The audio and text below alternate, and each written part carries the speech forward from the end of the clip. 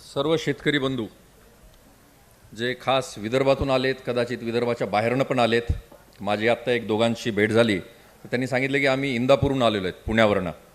तर मला लक्षात येतो की हा जो उत्साह आहे हा नक्कीच शेती क्षेत्रामधली जी प्रोग्रेस आहे, मागच्या साधारणतः 5 ते 6 वर्षामध्ये जी प्रोग्रेस झाली आहे, तर त्या प्रोग्रेसला अनुसरून प्रत्येक शेतकऱ्याच्या मनात एक प्रश्न आहे की फक्त शेतीवर थांबायचं का शेतीच्या व्यतिरिक्त असे काही उद्योग आहेत की जे शेतीच्या बरोबरीने शेतीला वाढ देऊ शकतात किंवा शेतीची चालना करू शकतात.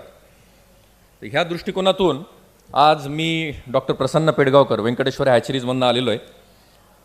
मागच्या साधारणतः 20 वर्षापासून मी पोल्ट्री क्षेत्रात कार्यरत आहे आणि ह्या पोल्ट्री क्षेत्राबद्दल बरेचसे समज आणि गैरसमज हे मी रोज ऐकत असतो. त्याच्यातला पहिला सगळ्यात मोठा समज म्हणा, गैरसमज म्हणा, जो फार्मरचा असतो तो असतो की पोल्ट्रीमध्ये कोंबड्या आल्या की कोंबड्या पटापटा मरतात. हा एक मोठा बऱ्याच वर्षापासून मी ऐकत आलेला की कोंबड्या पटापटा मरतात.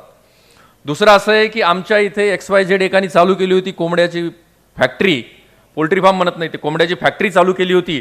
साहेब, त्याचं आतोनात नुकसान झालं. तर आम्ही कोंबड्या का पाळायच्या आणि आम्ही कुक्कुटपालन का करायचा, ह्या क्षेत्राच्या संदर्भात आम्ही बऱ्याच वेळा पश्चिम महाराष्ट्रात, मराठवाड्यात, विदर्भात आम्ही प्रत्येक ठिकाणी बघितलंय की कुक्कुटपालनाला आज शेतीचा जोडधंदा मानला जातं. हा कदाचित विदर्भ आणि मराठवाड्यासाठी असू शकेल की पोल्ट्री किंवा कुक्कुटपालन हा शेतीचा जोडधंदा आहे, पण पश्चिम महाराष्ट्रामध्ये जर बघाल तर शेती हा कुक्कुटपालनाचा जोडधंदा आहे. आणि हे पहिलं क्षेत्र असं आहे की जे शेतीचा जोडधंदा म्हणून आलं आणि त्यांनी शेतीला आपला जोडधंदा करून घेतलेला आहे. त्यामुळे शेती जेवढ्या ठिकाणी लोकांनी कुक्कुटपालन जोडधंदा म्हणून चालू केला, त्या लोकांना जेव्हा लक्षात आलं की आपण शेतीमध्ये जी काही मेहनत करतो आहोत, शेतीमध्ये ज्या ज्या काही आपल्याला अडचणी येत आहेत आणि शेतीमधनं जे काही आपल्याला उत्पन्न मिळतं आहे, त्याच्या तुलनेमध्ये जर आपण तेवढ्या स्क्वेअर फुटाचं कॅल्क्युलेशन कुक्कुटपालनावर जर केलं तर कुक्कुटपालनामध्ये मिळणारा नफा हा शेतीमधल्या मिळणाऱ्या नफ्यापेक्षा कितीतरी प्रमाणात जास्त आहे. हा झाला त्यांचा स्वतःचा स्वानुभव. शास्त्र काय सांगतं? शास्त्र असं सांगतं की कमीत कमी जागेमध्ये तुम्ही जास्तीत जास्त प्रथिने कशी घेऊ शकता त्याच्यावर तुमचं इकॉनॉमिक्स अवलंबून आहे. कुक्कुटपालनाचं इकॉनॉमिक्स काय आहे? कमीत कमी जागा म्हणजे कोंबडीला फक्त 1 स्क्वेअर फूट जागा लागते आणि 1 स्क्वेअर फूट जागेमध्ये आम्ही कोंबड्यांचे 6 उत्पन्न वर्षामध्ये घेतो. म्हणजे असं गृहीत धरा की साधारणतः 2 किलोची कोंबडी आहे आणि 6 उत्पन्न जर आम्ही वर्षभरात घेतले तर 12 किलो कोंबडीचं चिकन आम्ही फक्त 1 स्क्वेअर फुटामध्ये प्रोड्यूस केलं. आणि ह्या 12 किलोला साधारणतः ढोबळमानाने 30% प्रोटीन जर पकडलं तर आम्ही 4 किलो निव्वळ प्रोटीन हे फक्त 1 स्क्वेअर फुटात 1 वर्षामध्ये उत्पादित करत आहोत. आणि असं प्रथिनाचं उत्पादन दुसऱ्या कुठल्याही भागात किंवा कुठल्याही पदार्थापासून होऊ शकत नाही. हा एक झाला भाग. ह्यामध्ये आता बरेचसे काही प्रश्न आहेत फार्मरचे. मला माहिती आहे तुम्ही सकाळपासून थांबलायत म्हणून मी जास्त वेळ घेणार नाही आहे, पण कुक्कुटपालनाविषयी जर आम्ही बघाल तर आम्ही पोल्ट्री फार्मरचे जे कुक्कुटपालनाचे जे जनक आहेत डॉक्टर BV राव यांनी जी कुक्कुटपालनाबद्दल विजन आणि दिशा दाखवली, त्याच्यावर आज पोल्ट्री फार्मिंगचं ओव्हरऑल डोलारा उभा आहे. कुक्कुटपालनामध्ये सगळ्यात पहिले मी सांगितल्याप्रमाणे काही प्रश्न आहेत. सगळ्यात मोठा प्रश्न आहे की कुक्कुटपालन मी करावे का आणि करावे तर का करावे. दुसरं, कुक्कुटपालन म्हणजे काय? बऱ्याच लोकांचं असतं की कुक्कुटपालन म्हणजे काय साहेब, अंड्याच्या कोंबड्या असतात, त्या अंड्याच्या कोंबड्याच मग नंतर मटण म्हणून किंवा चिकन म्हणून मार्केटमध्ये येतात का? किंवा ब्रॉयलरच्या कोंबड्या ज्या आहेत त्या ब्रॉयलरच्या कोंबड्या मग ह्या परत थोड्या जर आम्ही वाढवल्या तर अंडे देऊ शकतात का? असे बरेचसे काही संभ्रमित प्रश्न की जे प्रश्न पोल्ट्री फार्ममध्ये ज्या माणसाला करिअर करायचे त्या माणसाच्या मनामध्ये असतात. किंवा बरेचसे लोक जे आहेत ते पोल्ट्रीशी थोडेफार लांबून निगडीत आहेत किंवा कुठेतरी ऐकलेलं आहे किंवा कुठेतरी त्यांच्या आजोबांनी कुठेतरी छोट्या प्रमाणामध्ये कोंबड्याचा फार्म टाकलेला होता आणि त्यांना जे माहिती आहे त्या माहिती आधारित त्यांचे काही 2-3 प्रश्न आहेत की मी कुक्कुटपालन का करावे, कुक्कुटपालन म्हणजे काय, आणि सगळ्यात महत्त्वाचं कुक्कुटपालन करण्यासाठी मी सक्षम आहे का. कारण प्रत्येकाने आपापल्या आजूबाजूच्या फेल्युअर स्टोऱ्या इतक्या ऐकलेल्या आहेत की त्या फेल्युअर स्टोऱ्यामुळे सगळ्यात त्याचा प्रश्न येतो की साहेब, एवढा मोठा माणूस आहे, तो मिनिस्टर होता, तो आमदार होता, त्यांची पोल्ट्री बंद पडली आणि त्यांना जर चालवता आली नाही तर माझी काय कथा. माझं तर साधारणतः 1 एकर 2 एकर शेती आहे, माझं कुठंतरी पोटावर चालू आहे सगळं हातावर बसून, तर मी कसं काय पोल्ट्री फार्म करणार आहे, मी त्याच्यासाठी सक्षम कसं काय. हे प्रश्न जे आज आपल्या मनामध्ये आहेत आणि ते प्रश्न खरोखरीच चुकीचे नाही आहेत. हे सगळे प्रश्न बरोबर आहेत, कारण जोपर्यंत तुम्ही तुमच्या स्वतःच्या प्रश्नाची उत्तरं देत नाहीत तोपर्यंत तुम्ही बाकीच्या प्रश्नाला उत्तर देऊच नाही शकणार. कारण माझ्या मनामध्ये संभ्रम आहे.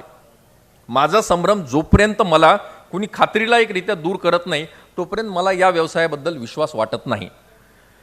कुक्कुटपालन सुरू करण्यास गुंतवणूक किती लागेल? कारण लोक जेव्हा बोलतात त्यावेळेस कुक्कुटपालन हा साहेब करोड गुंतवणूक लागते, कुणी म्हणतं 2 करोड लागते, कुणी म्हणतं 10 लाख लागते, कुणी म्हणतं 4 लाख लागते. तर 4 लाखापासून 10 करोडचं जेव्हा गणित आपल्यासमोर मांडलं जातं त्यावेळेस पहिले तर आपण त्याच्यातनं बाजूला करतो स्वतःला की नाही नाही बाबा हा आपला योग्य धंदा नाही आहे.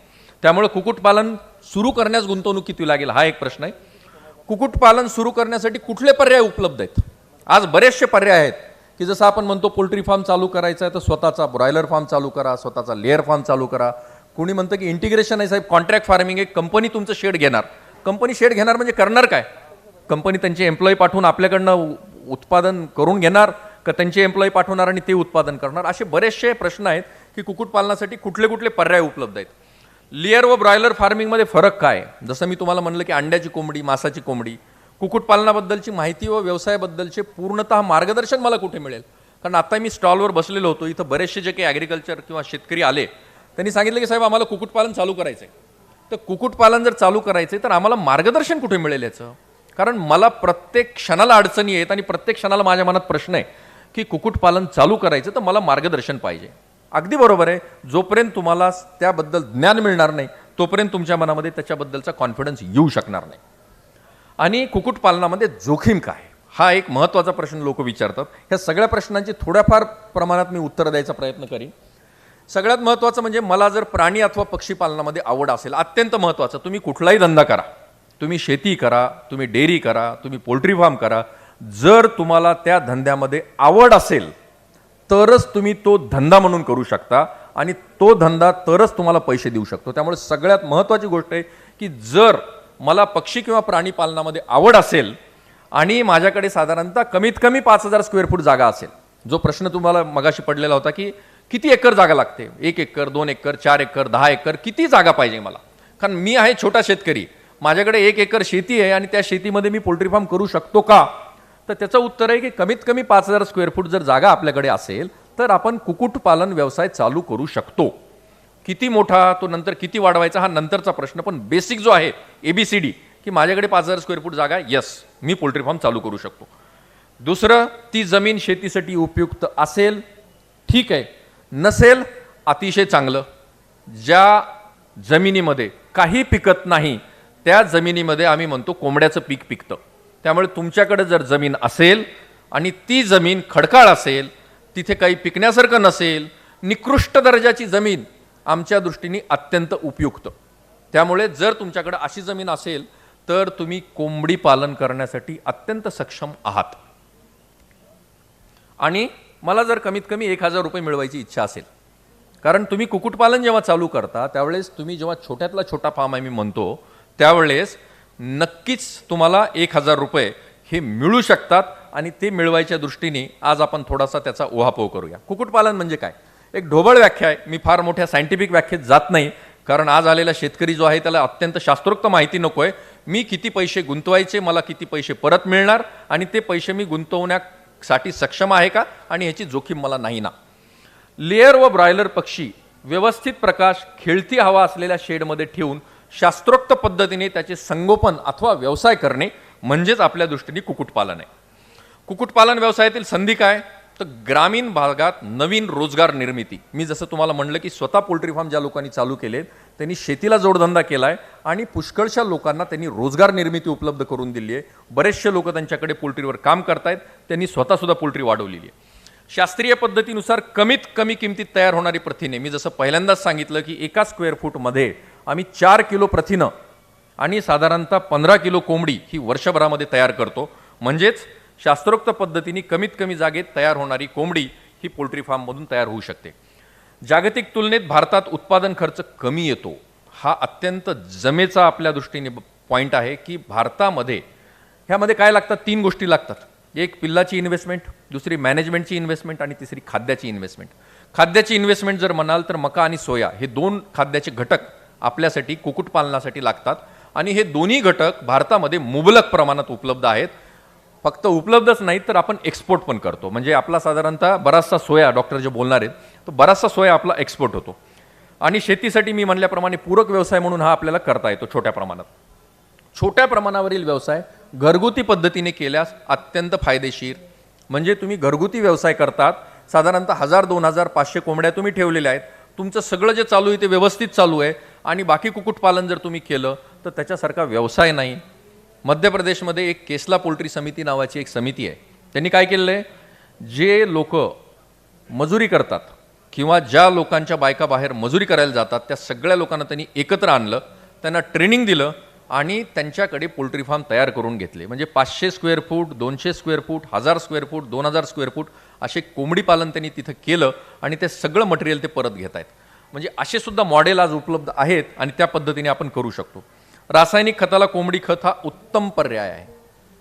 आज जर हे सांगितलं तर तुम्हाला आश्चर्य वाटेल, बरेचसे शेतकरी आमच्याकडे पोल्ट्री फार्म टाकायला येतात. कारण का, तर साहेब आम्हाला कोंबडीचं खत खूप लागतं, तर बाहेरनं आणण्यापेक्षा आम्ही स्वतः कोंबडी पालन करतो आणि ते खत आम्हाला कामाला येईल. म्हणजे जे बाय प्रॉडक्ट आहेत ते बाय प्रॉडक्ट सुद्धा त्याची मागणी एवढी आहे की त्या बाय प्रॉडक्ट्ससाठी लोक स्वतःचा फार्म टाकू इच्छित आहेत. वाढत्या लोकसंख्येची अन्नाची गरज भागवण्यास सक्षम. तुम्हाला जेव्हा मी सांगितलं की एका स्क्वेअर फुटामध्ये आपण इतकं उत्पादन घेतो, म्हणजेच याचा अर्थ कमीत कमी किमतीमध्ये आपण तयार करतोय आणि कमीत कमी किमतीमध्ये आपण ते लोकांना उपलब्ध करून देतोय. आज जर बघाल तर चिकनची किंमत ही काही काळापूर्वी मटणाच्या किमतीपेक्षा जास्त होती. आज मला माहिती आहे बरेचसे लोक ह्याच्यामधले नॉनव्हेज ईटर असतील, तुम्ही बाजारात जर आज चिकन घ्यायला गेलात आणि त्याचं कंपॅरिझन कुठल्याही कमोडिटीशी करा, नॉनव्हेज मटणाशी करा, तुम्ही बीफशी करा, तुम्ही फिशशी करा, चिकनची किंमत ही बाकी प्रॉडक्टपेक्षा कमीत कमी 50% आज कमी आहे. म्हणजे 100 रुपयाला चिकन उपलब्ध आहे तर मटण हे 350-400च्या खाली उपलब्ध नाही आहे. अंडी व चिकनमुळे ग्रामीण तसेच आदिवासी भागातील कुपोषणासारख्या समस्यावर प्रभावीपणे मात करता येते. हा गव्हर्नमेंटच्या दृष्टिकोनातून जे काही प्रोजेक्ट आहेत ते प्रोजेक्ट ह्या दृष्टीने आता येत आहेत. व्यवसायासाठी डोंगराळ किंवा खडकाळ जमिनीचा वापर होत असल्याने शेत जमिनीचा उपयोग शेतीसाठीच होतो. आज तुम्ही बघाल तर ॲग्रिकल्चर लँड ही नॉन ॲग्रिकल्चरमध्ये कन्वर्ट होती आहे. म्हणजे 10 वर्षापूर्वी जी शेती म्हणून होती तिथे आज स्क्वेअर फुटावर नॉन ॲग्रिकल्चर लँड विकली जाते. याचाच अर्थ काय, शेतीसाठीची जमीन जी आहे ती हळूहळू कमी होती आहे आणि ती जमीन जर कमी होती आहे तर याचाच अर्थ आपल्याला हे परवडणार नाही आहे की चांगल्या शेतीची जमीन कुक्कुटपालनासाठी आपण द्यावी. म्हणून जी शेतीसाठी उपयुक्त नाही आहे ती जमीनसुद्धा आपल्याला कोंबडी पालनासाठी उपयोगात आणता येते. कुक्कुटपालनाच्या प्रामुख्याने 2 शाखा आहेत. पहिली शाखा अंड्यावरील पक्षी किंवा लेअर फार्मिंग, दुसरी शाखा ब्रॉयलर फार्मिंग किंवा मांसाल पक्षी. लेअर फार्मिंगमध्ये आत्ताच्या घडीला तरी फक्त व्यक्तिगत फार्मिंग किंवा व्यक्तिगत कुक्कुटपालन एवढा एकच पर्याय उपलब्ध आहे. मात्र ब्रॉयलर फार्मिंगमध्ये 2 पर्याय उपलब्ध आहेत. एक आहे स्वतः कुक्कुटपालन करणे म्हणजे व्यक्तिगतरित्या कुक्कुटपालन करणे आणि दुसरं आहे करार पद्धतीने किंवा कॉन्ट्रॅक्ट फार्मिंग. इंटिग्रेशन तुम्ही नाव ऐकलं असेल, कॉन्ट्रॅक्ट फार्मिंग नाव ऐकलं असेल किंवा कंपनी करार करते आणि कंपनी करार करून शेतकऱ्याकडून पक्षी तयार करून घेते, त्यांना पिल्लं देते, खाद्य देते, मेडिसिन देते, वॅक्सिन देते, सुपरविजन देते आणि पक्षी परत घेऊन जाते. असे 2 पर्याय हे ब्रॉयलरमध्ये उपलब्ध आहेत, ज्याला मांसाल पक्षी म्हणतात, व्यक्तिगत आणि करार. आपण थोडंसं लेअर फार्मिंगविषयी जाणून घेऊया. हा व्यक्तिगतरित्या केला जाणारा व्यवसाय आहे कुक्कुटपालन व्यवसाय. ह्याच्यामध्ये कॅपिटल इन्व्हेस्टमेंट जास्त लागते, म्हणजे स्थावर भांडवल जास्त लागणारा व्यवसाय आहे. ह्याच्यामध्ये फारसा चढ उतार होत नाही. आम्ही ह्याला बऱ्याच वेळा पेन्शनर्स बिझनेस म्हणतो की तुम्ही एकदा इन्व्हेस्टमेंट केलेली आहे, तुम्हाला जास्त काही चढ उतार होत नाही आहे. एकदा इन्व्हेस्टमेंट केली आहे त्याच्यामधनं रिटर्न येत जातात. म्हणजे रोज अंडे देणारी कोंबडी, आपण ती म्हण ऐकली आहे की अरे अंड खायचं सोडून कोंबडी कशाला कापतो.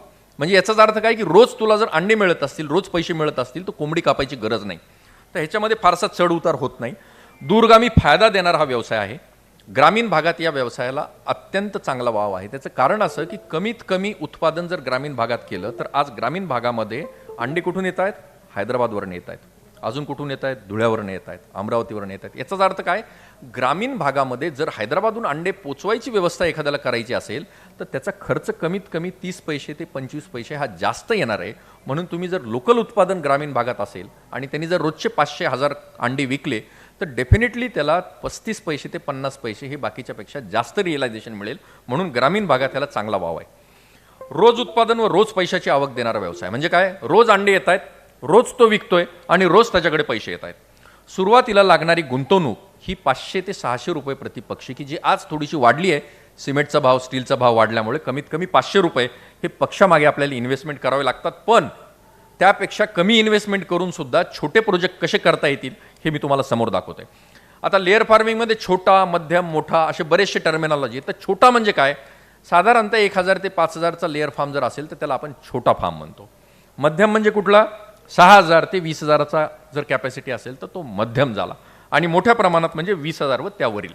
याचं एक थोडंसं इकॉनॉमिक्स मी तुम्हाला दाखवतोय की ज्याच्यामध्ये खास करून लोकांना इंटरेस्ट आहे की इकॉनॉमिक्स काय लेअर फार्मिंगचं.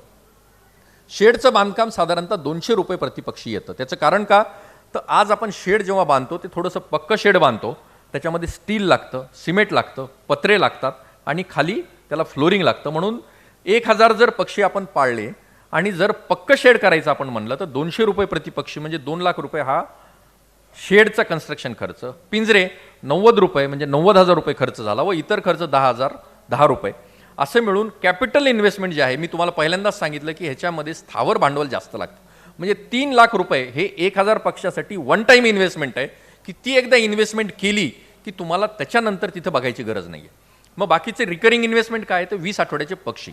आज सुदैवानं आपल्याकडे असा पर्याय उपलब्ध आहे की आधी आपल्याला पिल्लं घ्यावं लागायचे, मग ते पाळावं लागायचे, त्याच्यात चुचा कापावं लागायच्या, त्याला वॅक्सिन करावं लागायचं. आज रेडीमेड पक्षी उपलब्ध आहेत की 15 ते 16 आठवड्याचा पक्षी आणायचा, पिंजऱ्यामध्ये टाकायचा, रोज खाद्य टाकायचं आणि रोज अंडे घ्यायचे. असा पर्याय उपलब्ध आहे. त्यामुळे 180 रुपयाचा पक्षी रेडीमेड आणि खाद्यावरील खर्च जेव्हा आपण 41 किलो गुणिले 17 रुपये म्हणतो हा एका वेळेला टाकायची गरज नाही आहे. तुम्ही रोज अंडे विकणार आहात, त्याच्या आलेल्या पैशामधनंच तुम्ही खाद्य विकत घेणार आहात आणि ते खाद्य पक्षाला टाकणार आहात. त्यामुळे इथे दिसताना जरी 7 लाख रुपये दिसलं तरी ही वन टाईम इन्व्हेस्टमेंट नाही आहे, ही रोज टाकायची आणि रोज काढायची इन्व्हेस्टमेंट आहे. औषधे व लसीकरणासाठी असतात 10 रुपये प्रतिपक्षी 10,000 आणि वार्षिक व्याज जर ह्याच्यावरचं काढलं आपण तर साधारणतः 60,000 रुपये 12% मी पकडले. आणि अंडी उत्पादन आज 320 हे कमीत कमी पकडलेत. मी 320 अंडी एक पक्षी देतो आणि आज जर 3 रुपये 30 पैसे जर नेट रिअलायझेशन आले मोठ्या फार्मरचं, हा जर छोट्या प्रमाणात केला तर हा 3.5 पावणे 4चं खाली अंडं विकलं जाणार नाही. पण मी पकडताना 3 रुपये 30 पैसे अंड्याला रेट पकडलाय. त्यामुळे 9,80,000 रुपये त्याला इन्कम मिळालं. खत व इतर उत्पन्न 15 रुपये प्रतिपक्षी म्हणजे 15,000 रुपये मिळाले. कल्स पक्षाची विक्री 70 रुपये की जेव्हा कोंबडी खुडूक होते म्हणजे अंडे त्याचे देण्याचं प्रमाण कमी होतं आणि आपल्याला जेव्हा ते काढावं लागतं त्यावेळेस साधारणतः 70 रुपये प्रतिपक्षी. असे मिळून एकूण 10,50,000 रुपयाचं उत्पन्न झालं आणि 9,71,000 रुपयाचा खर्च झाला. साधारणतः 1,03,000 रुपये हे वर्षाला वार्षिक उत्पन्न मिळालं. म्हणजे काय? 10,000 रुपये कमीत कमी 8 ते 10,000 रुपये कमीत कमी महिन्याला आपला मिळाला विथ इन्व्हेस्टमेंट ऑफ 1000 बर्ड्स. म्हणजे 1000 पक्षाचा फार्म जर तुम्ही केला तर 8 ते 10 रुपये प्रतिपक्षी प्रति महिना एवढं इन्कम आपल्याला लेअर फार्मिंगमधनं मिळतं. ह्याच्या व्यतिरिक्त दुसरे काही असे पर्याय उपलब्ध आहेत की आता हे 10 लाख बघितल्यानंतर आपल्याला लक्षात येईल की 10 लाख खूप जास्त झाले. तर मग आम्ही काय केलं, कोकणामध्ये ज्या लोकांचे घरं होते त्या घराच्या पडवीमध्ये 200 पक्षाचा पिंजरा टाकलेला आहे. काही केलेलं नाही. काय केलं आहे? फक्त पिंजरा आणला 200 पक्षाचा आणि 200 पक्षी गुणिले साधारणतः 100 रुपये खर्च केलेला आहे. बाकी शेडचा 200 रुपये खर्च नाही, बाकी खर्च नाही, काही नाही काही नाही काही नाही. म्हणजे हा कमीत कमी खर्चामध्ये जर लेअर फार्मिंग करायचं असेल तर हा पर्याय आहे. 1000 पक्षी गुणिले 200 रुपये म्हणजे तेवढी एकदा इन्व्हेस्टमेंट झाली की ज्या लोकांच्याकडे शेती नाही आहे पण पडवीमध्ये जागा आहे अशा लोकांनी असे पोल्ट्री फार्मिंग म्हणजे जसं आपण घराच्या बाजूला लागून काही प्रमाणामध्ये फळं किंवा शेती करतो तशाच टाईपचा हा थोडासा फार्मिंगचा व्यवसाय झाला. पण हा 200-300च्या व्यतिरिक्त जास्त करता येण्यासारखा नाही आहे. पण तेवढे अंडे विकणं काही कठीण काम नाही आहे. त्यामुळे हे थोडेसे फोटोग्राफ दाखवले जेणेकरून तुम्हाला लक्षात येईल की कशा पद्धतीने छोटा पोल्ट्री फार्म किंवा छोटा व्यवसाय होऊ शकतो. आणि हे घरातली स्त्री किंवा घरातला जो कोणी असेल बुजुर्ग माणूस तो सुद्धा बघू शकतो. कारण फक्त फीड टाकायचं आणि अंडे गोळा करायचे, बाकी काही करायचं नाही आहे. अंडे हे निसर्गाने दिलेले सर्वोत्तम व भेसळ मुक्त पोषण आहे. अंड्यातून मानवी जीवनाला आवश्यक ती जीवनसत्वे व खनिजे मिळतात. अंडे जीवनसत्वांनी परिपूर्ण असा आहार आहे आणि अंड्यातून मिळणारी प्रथिने सर्वात जास्त महत्त्वाची व उत्तम दर्जाची प्रथिने असतात. मोठा पोल्ट्री फार्म टाकला किंवा जर लहानाचा मोठा झाला तर किती मोठ्या प्रमाणात होऊ शकतो. तर एक छोटासा नमुना हा 10,000चा शेड मी तुम्हाला त्याचा व्ह्यू दाखवला आहे. आता आपण ब्रॉयलर फार्मिंगकडे वळूया. मला माहिती आहे वेळेचा अपव्यय मी करत नाही हे लक्षात घेतोय आणि मी बोलतोय. ब्रॉयलर फार्मिंग स्वतःचा व्यवसाय आणि करार पद्धतीने करण्यात येणारा व्यवसाय असे 2 व्यवसाय आहेत. तर व्यक्तिगत व्यवसाय म्हणजे काय? तर व्यक्तिगत व्यवसाय किंवा स्वतःचा व्यवसाय म्हणजे व्यवसायाकरता करावी लागणारी खरेदी जसे की पिल्ले, खाद्य, औषधे स्वतः करावी लागते. संगोपन स्वतःच्या जागेवरील बांधलेल्या शेडमध्ये किंवा भाडे तत्वावर जर कुठलं शेड असेल तर ते भाडे तत्वावर शेड घेऊन करणे ह्याला आपण व्यक्तिगत फार्मिंग ब्रॉयलर फार्मिंग म्हणतो. ह्याच्यामध्ये काय करावं लागतं आपल्याला? व्यक्तिगत फार्मिंगमध्ये पूर्णतः स्वतः लक्ष देऊन करावा लागणारा व्यवसाय हा ब्रॉयलर फार्मिंग आहे. विक्री ग्रामीण अथवा शहरी भागात मागणी आणि पुरवठा या तत्वानुसार करावी लागते आणि बाजारपेठेतील मागणी पुरवठ्यानुसार चढ उतार रेटमध्ये होतो. म्हणजे असं होणार नाही की आज आपण पक्षी प्रोड्यूस केला आणि तो 60 रुपयाचा पक्षी आहे तर तो आज 65नी गेला, उद्या 70नी गेला, परवा 80नी गेला. त्यामुळे आज जर कोणी म्हणलं की आज 80 रुपये रेट आहे तर मला उद्या 80 मिळेल तर जरुरी नाही, त्याला उद्या 90 पण मिळू शकतो आणि उद्या त्याला 70 पण मिळू शकतो. ब्रॉयलर फार्मिंग स्वतः करण्यामधील तोटा किंवा धोका काय आहे तर वेगवेगळ्या वयाचे पक्षी एकाच जागी असल्यामुळे पक्षाची व्यवस्थित काळजी घ्यावी लागते. कारण जास्त एज ग्रुपचे पक्षी एका शेडमध्ये असतील तर आपल्याला जास्त निगा राखावी लागते. आणि हा व्यवसाय यशस्वी होण्यासाठी तुम्हाला वर्षभरातून 15 ते 20 उत्पादने घ्यावे लागतात.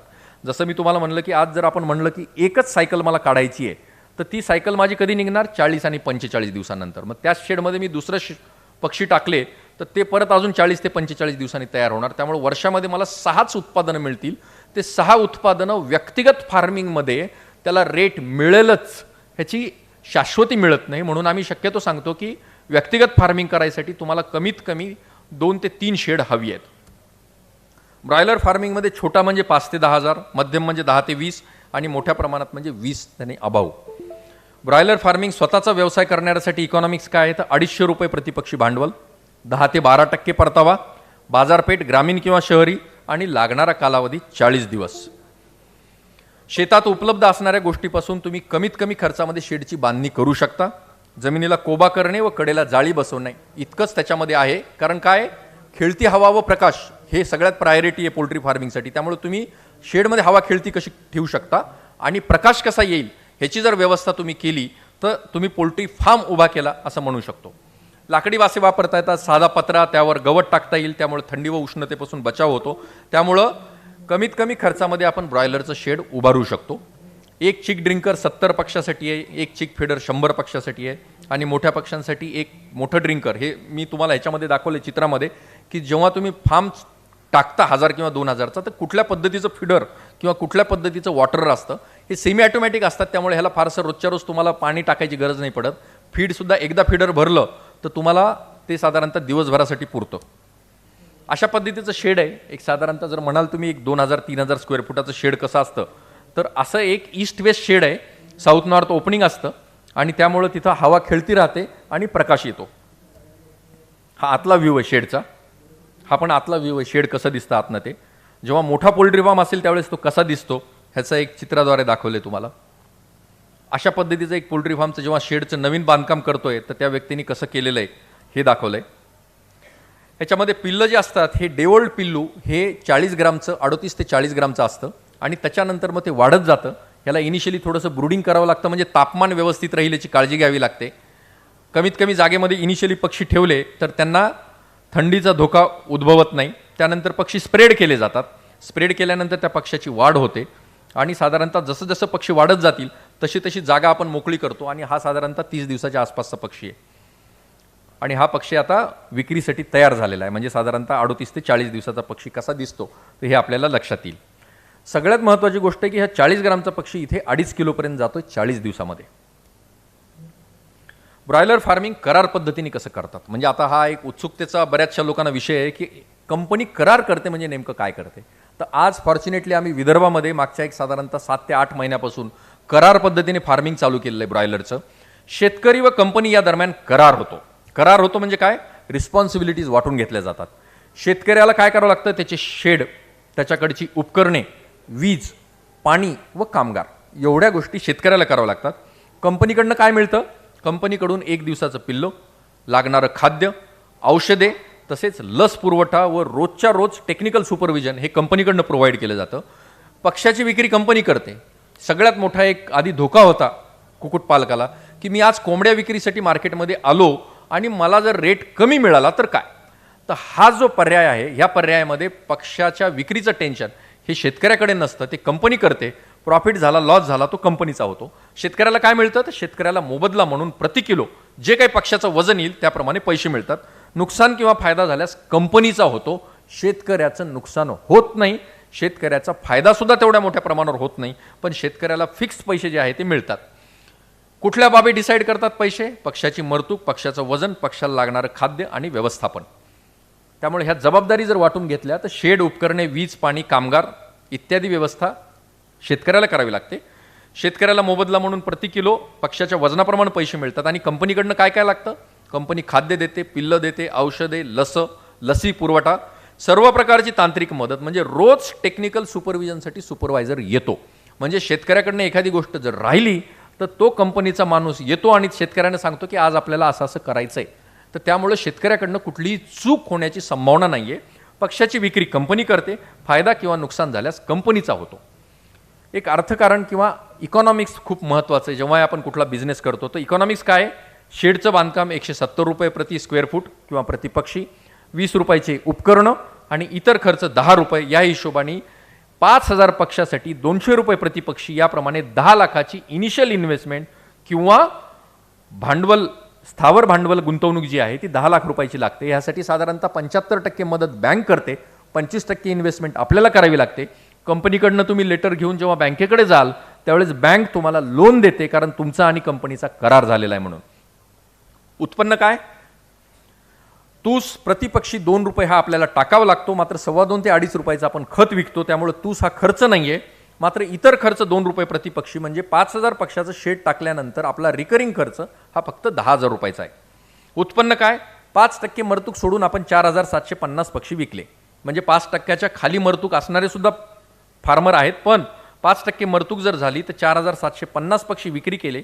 2.2 kg एवढं कमीत कमी वजन येतं 40-41 दिवसामध्ये, म्हणजे 10,450 किलो आपलं विकण्यासाठी अवेलेबल आहे. प्रति किलो ग्रोईंग चार्जेस 4 रुपये हे कमीत कमी पकडलेत मी. आत्ताच मी यांच्याशी बोलत होतो, 6 रुपये प्रति किलो इतके फार्मरला आज मिळत आहेत. म्हणजे 2 किलोचा पक्षी जर आपण विकला तर 12 रुपये पक्षामागे आज आपल्याला ग्रॉस इन्कम आहे. त्यामधला खर्च वजा जर केला आपण तर कमीत कमी 6 रुपये ते 7 रुपये हे 40 दिवसामध्ये आपल्याला एका पक्षामागे मिळत आहेत. किरकोळ उत्पन्न जे आपण खत विकतो त्याप्रमाणे. त्यामुळे जर इकॉनॉमिक्स काढलं, 6 बॅचेस वर्षभराच्या आपण काढल्या 5,000च्या, तर 1,90,000 रुपये म्हणजे साधारणतः 2 लाखापर्यंत आपल्याला वर्षाला इन्कम मिळतंय. हे इन्कम जर आपण महिन्याला डिवाइड केलं तर 15,000 ते 18,000 रुपये महिना हा आपण 5,000 पक्षावर घेऊ शकतो. म्हणजे 3 रुपये प्रति पक्षी किंवा प्रति स्क्वेअर फूट एवढं आपलं इन्कम आहे. सरासरी खाद्य आणि वजन काय लागतं ह्याचा एक नमुना, ह्याची काही गरज नाही आहे, पण हे दाखवायचं कारण एवढंच आहे की 40 ग्रामचा पक्षी हा आपला 6 आठवड्यामध्ये किंवा 40 दिवसामध्ये कुठे जातो तर 2.5 किलोला जातो. आम्ही बऱ्याच वेळा म्हणतो गमतीने की 40 ग्रामचं पिल्लू जसं 2.5 किलोला पोचतं, तसंच पोल्ट्री व्यवसायामध्ये ज्या माणसांनी कमीत कमी उत्पन्न घेण्यासाठी जो व्यवसाय चालू केलेला आहे तो मोठ्या प्रमाणावर करतो. आज आपल्याकडे सगळ्यात मोठं उदाहरण आहे पोल्ट्री फार्मरचं की त्यांनी 100 पक्षापासून चालू केलेलं आहे आणि 70,000 ते पोहोचलेले आहेत आज ब्रॉयलरमध्ये. हा ग्राफ आणि त्यांचा ग्राफ ह्याच्यामध्ये काहीही फरक नाही आहे. भारतातील कुक्कुटपालनाबद्दल जास्त मला सांगायची गरज नाही, कारण बरेचसे बाकी वक्ते आहेत. पण साधारणतः व्यवसाय वाढीचा वेग जर आपण बघाल तर 7 ते 8% लेअर आणि ब्रॉयलर 10 ते 12%. पुरातन व्यवसाय आहे, ग्रामीण शहरी अर्थकारणाचा महत्त्वाचा घटक आहे. भारताच्या अर्थव्यवस्थेत भरीव वाटा आहे आणि 70,000 करोडचा कुक्कुटपालन व्यवसाय आज भारतामध्ये उपलब्ध आहे. 50 लाख लोकांना रोजगार संधी आहे आणि 2.5 करोड मका उत्पादक किंवा सोया उत्पादक हे या पोल्ट्री बिझनेसवर पण अवलंबून आहेत. सहज व सोप्या रीतीने करता येणारा व्यवसाय. सध्याचे अंडी उत्पादन 67,000 करोड प्रतिवर्ष आहे. सध्याचं ब्रॉयलर चिकनचं उत्पादन 50 लाख टन प्रतिवर्ष आहे. जगातील एकूण अंडी उत्पादनात भारताचा दुसरा तर ब्रॉयलरमध्ये 3रा क्रमांक लागतो. सध्याचा दरडोई वापर अंड्यामध्ये 57 आहे, चिकनमध्ये 3.8 kg आहे. हेच जर इंटरनॅशनल प्रमाण बघितलं तर अंड्यामध्ये कमीत कमी 180च्या वर आहे आणि चिकनमध्ये कमीत कमी 10 किलोच्या वर आहे. त्यामुळे आपल्याला प्रचंड स्कोप आहे हे वाढवायला. प्रथिनांची कमतरता, जीवनसत्वाची कमतरता, मुले व महिलांमधील लोहाची कमतरता आणि आयोडीनची कमतरता ह्या काही आपल्याकडे डिफिशियंट असणाऱ्या गोष्टी आहेत ज्या व्यवस्थितरित्या पोल्ट्रीमधनं पार करता येतात. प्रथिनांचे जर आपण जैविक गुणांक ज्याला बायोलॉजिकल व्हॅल्यू म्हणतो ती जर आपण बघितली तर सगळ्यात नंबर 1ला येतं मातेचं दूध, आईचं दूध, त्याच्या खालोखाल अंडी, त्याच्या खालोखाल गाईचं दूध आणि त्याच्या खालोखाल चिकन. म्हणजे पहिल्या 4 जे क्वालिटी प्रोटीन सोर्सेस आहेत त्याच्यामध्ये आईच्या दुधानंतर 2रा क्रमांक अंडी, 3रा क्रमांक गाईचं दूध आणि 4था क्रमांक चिकन. मी जसं सांगितलं तुम्हाला रेट काय चालू आहे तर आज बघाल तर चिकन 100 ते 120 रुपये किलो आहे. मात्र मटन 280 ते 320, मासे 300 ते 400, सी फूड 550 आणि बीफ 110 ते 120 की जे बीफ आम्हाला 30 रुपये 40 रुपयाला मिळत होतं ते बीफ आज 110 आणि 130 म्हणजे चिकनपेक्षाही महाग झालेलं आहे. भविष्यात प्रति व्यक्ती अंडी व ब्रॉयलर चिकनची मागणी लक्षात घेता या व्यवसायास प्रचंड स्कोप आहे. सर्व गोष्टी भारतात उपलब्ध आहेत. भारत स्वयंसिद्ध आहे. 2015 मध्ये हा व्यवसाय एवढा होणार आहे. 2015मध्ये दरडोई अंडी 62 व दरडोई चिकन 5 किलो, 2020मध्ये 1,10,600 करोड अंडी व ब्रॉयलर 100 लाख टन इतकं अपेक्षित आहे व दरडोई अंडी 78, दरडोई चिकन 7.4. त्यामुळे हा व्यवसाय वाढवण्यासाठी इथून पुढे प्रचंड स्कोप आहे. त्याचं दुसरं कारण म्हणजे महाराष्ट्र असो किंवा भारत असो, दरडोई उत्पन्न वाढतंय, उत्पन्नामधली वाढ 12 ते 15% होते, लोकांचं स्पेंडिंग वाढतंय आणि स्पेंडिंग वाढत असल्यामुळे सगळ्यात पहिले माणूस जेव्हा इन्कम येतं त्यावेळेस जो खर्च करतो तो प्रथिनावर खर्च करतो. आपण बघाल की दुधाचा आपला परचेस वाढतो जेव्हा आपलं इन्कम वाढतं, तेव्हा अंड्याचा परचेस वाढतो आणि चिकनचा परचेस वाढतो. ही महाराष्ट्राची परिस्थिती आहे. महाराष्ट्रामध्ये जर बघाल तर आज भारतामध्ये जरी 3.8 kg चिकन असेल तरी आपल्याकडे महाराष्ट्रात साधारणतः 5 किलोच्या आसपास आहे. आणि त्यातल्या त्यात मुंबई ही जमेची बाजू आहे. लोकसंख्या जरी कमी असेल तरी सुद्धा प्रति दरडोई चिकनचा वापर 17 किलो व अंड्याचा वापर 174 एवढा आहे. मला इथे बोलायची तुम्ही संधी दिली. तुमच्यासमोर आज मला विदर्भामध्ये इथं बोलताना आनंद होतोय आणि मला नक्की विश्वास आहे की विदर्भामधलं कुक्कुटपालन व्यवसाय हा पश्चिम महाराष्ट्रामध्ये जो आज वाढीचा वेग आहे त्याच वाढीच्या वेगाने इथून पुढच्या 5 वर्षात वाढणार आहे आणि त्यासाठी लागेल ती मदत करायला आम्ही तयार आहोत. आपण मला इथे बोलवलं, बोलण्याची संधी दिली त्याबद्दल धन्यवाद.